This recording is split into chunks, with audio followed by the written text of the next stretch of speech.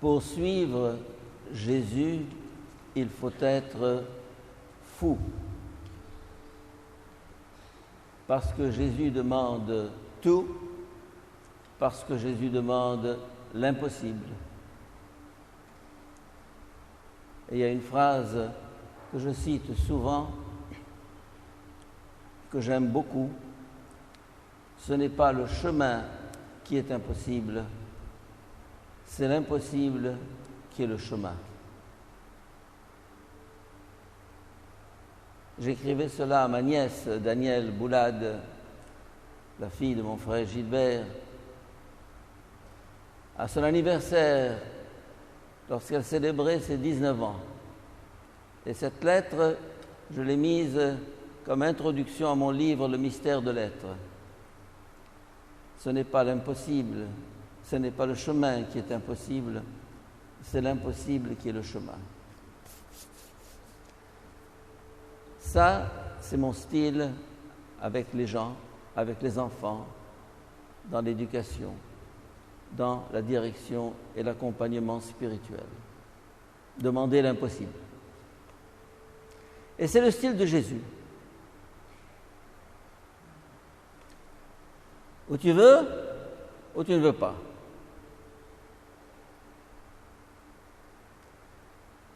Et c'est ça qui fait le tri entre nous, entre les hommes. Dans l'évangile d'aujourd'hui, vous avez un jeune homme, un bon type, un bon garçon, bien élevé, bien éduqué, plein de bonnes intentions. Il vient chez Jésus et lui dit « Que dois-je faire pour avoir la vie éternelle ?» Il lui dit « Voilà, ne tue pas, ne vole pas, ne prends pas la femme de ton voisin, ne fais pas de faux témoignages, honore ton père et ta mère. » Les commandements, ce qu'on appelle les commandements, c'est-à-dire la loi naturelle. Et il dit « Seigneur, tout ça, je le fais depuis tout petit. Je suis un bon garçon. » Alors Jésus le regarde et il nous dit l'Évangile, il l'aima, il le prit en affection. Il dit, tu veux aller plus loin? Tu veux aller plus loin? Bon, va, vends tout ce que tu as, donne-le aux pauvres et viens, suis-moi. C'est de la folie. D'autant que le bonhomme était riche. Et le jeune homme a échoué à l'examen. Il a calé, comme on dit. Non, c'est trop. Le mot « tout » effraie. Donne tout ce que tu as. Aime Dieu de tout ton cœur, de toute ton âme, de toutes tes forces, de tout ton esprit. Tout est un mot gênant.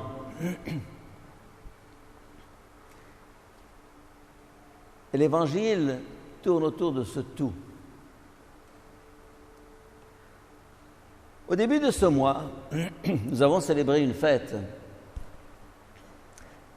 La fête d'un saint que j'aime beaucoup et que beaucoup d'entre vous aiment aussi, François d'Assise.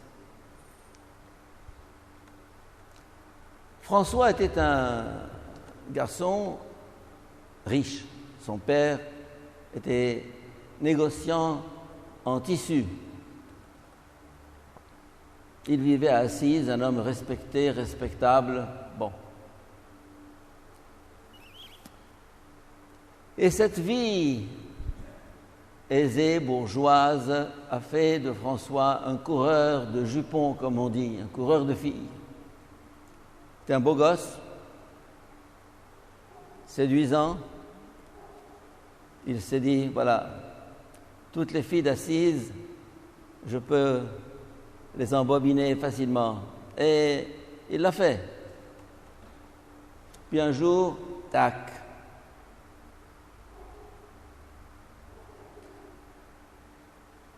Jésus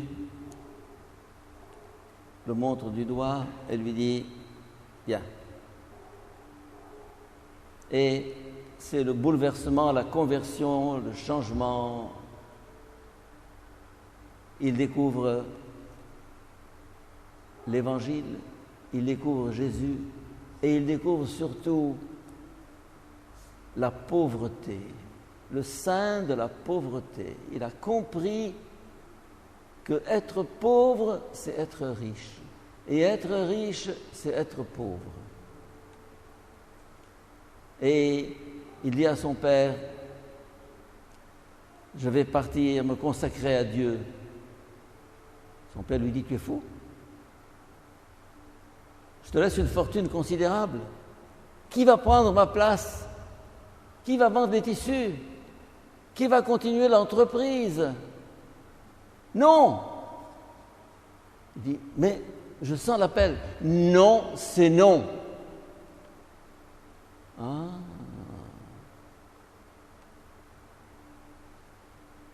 Eh bien, il dit, je vais quand même faire.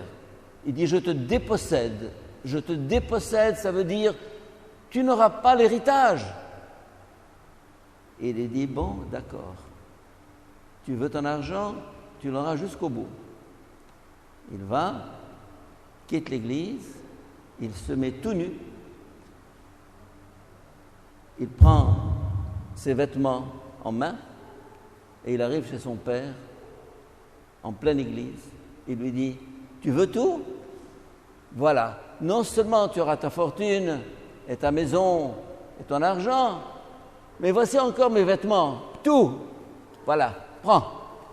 Et il s'en va commencer son aventure.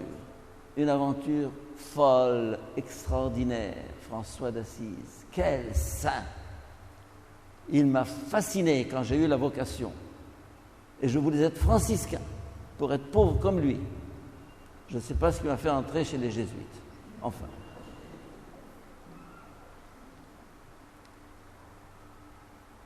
Oui, j'étais fasciné par la pauvreté franciscaine, les sandales franciscaines, la simplicité franciscaine.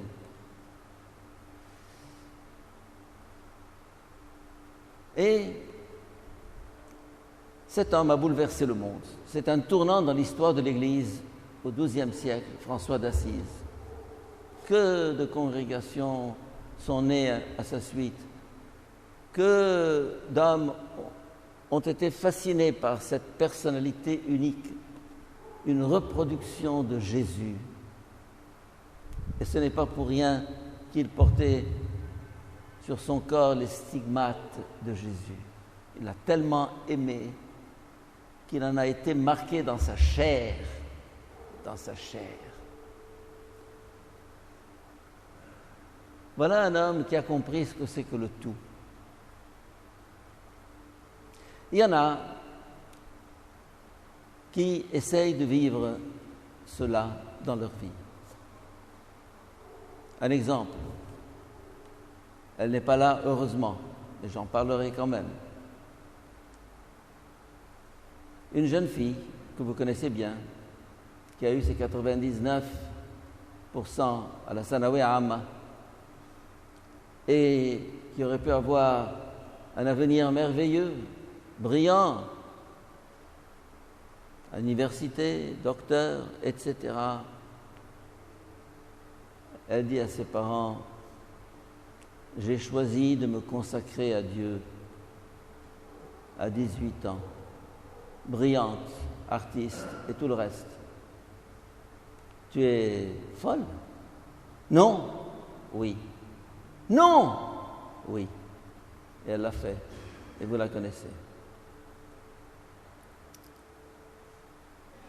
Elle a compris qu'un avenir brillant, des notes merveilleuses, un pourcentage exceptionnel, une carrière brillante, tout ceci, ça ne pèse pas dans la balance. Elle a compris, peut-être parce qu'elle était appelée de façon spéciale, mais qu'elle devait tout donner, tout.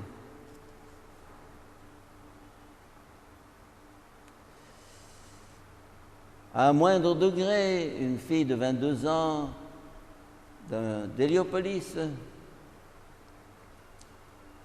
qui savait que je commençais un grand projet pour le sud du Soudan.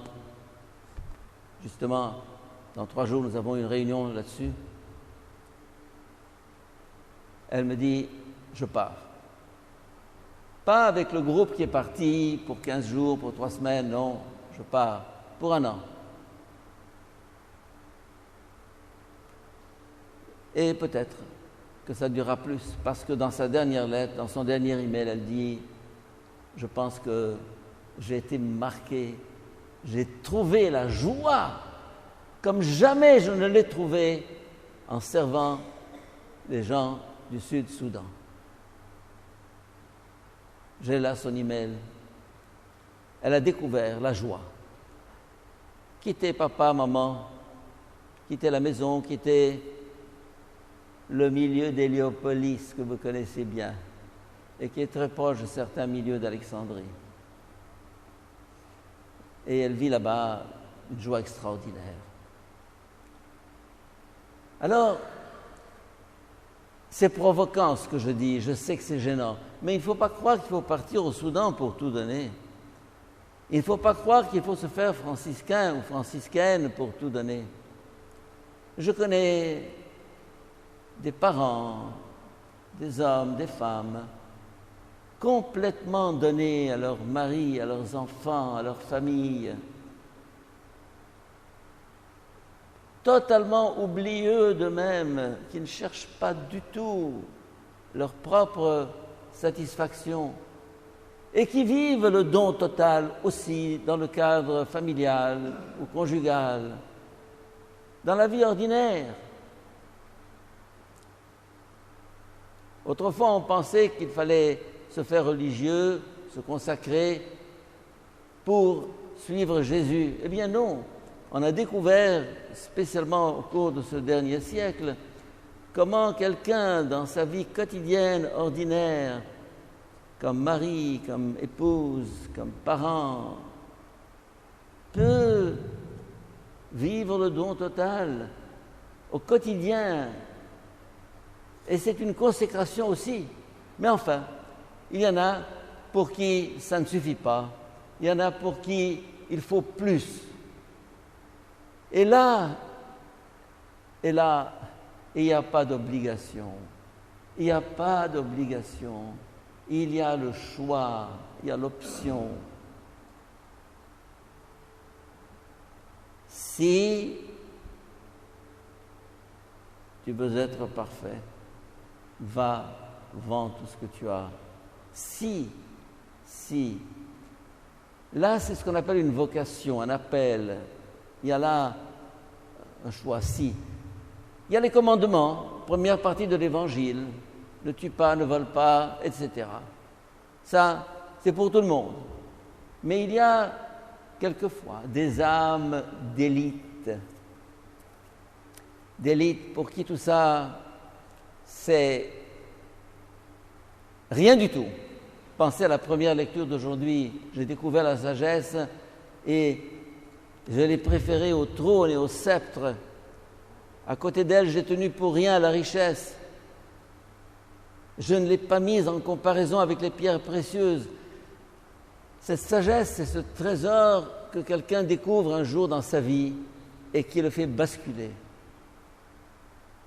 Il se présente sous 1000 manières différentes, sous 1000 visages différents. Il ne faut pas croire que nous avons tous la même vocation d'aller au Soudan ou de suivre Saint François. Non, il y a 1000 manières de vivre, mais au cœur de ces 1000 manières, il y a cette radicalité de l'Évangile. Tout, ce mot est terrible. Et ce mot marque au fer rouge celui qui a décidé de le prendre au sérieux. Demandons aujourd'hui au Seigneur, quel que soit notre statut d'étudiant, de père, de mère, de médecin, d'ingénieur, de commerçant ou de n'importe quoi, essayons de voir où se situe le tout de l'appel du Christ dans notre vie. et demandons-lui la grâce de répondre oui.